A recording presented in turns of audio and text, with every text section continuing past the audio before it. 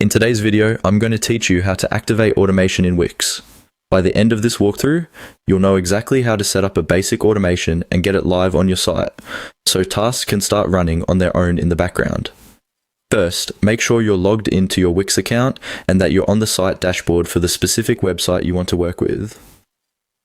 From the left-hand menu of your dashboard, look for the option labeled Automations. Go ahead and click on Automations.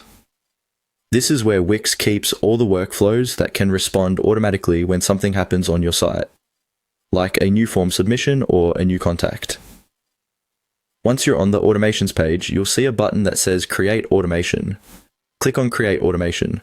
This opens up the area where you can either use a ready-made template from Wix or start customizing your own workflow from scratch. Using templates can be a great way to get started if you're new to automations. Next, you'll be asked to select an automation. Here, you choose the combination of a trigger and an action. The trigger is what starts the automation, such as when someone submits a form or when a contact is created. The action is what Wix will do for you automatically, like sending an email, adding a label to a contact, or creating a task. Take a moment to browse the options and select the automation that best fits what you want to happen on your site. After selecting the automation type, click on Setup. This takes you into the detailed configuration screen. Here, you can refine things like which specific form or page the trigger should be connected to, who should receive notifications, and what the content of any automatic messages should be. Be as clear and specific as possible so the automation behaves exactly the way you expect.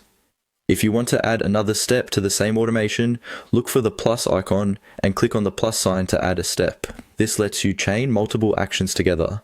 For example, after a form is submitted, you might send a thank you email and also add a label to that contact. Each additional step should support the same overall goal of your automation. When you're happy with the setup and any extra steps you've added, the final move is to click on Activate. Activating turns your automation on, so it starts listening for the trigger and running the steps you configured. If you ever need to pause or edit it later, you can always come back to the automations page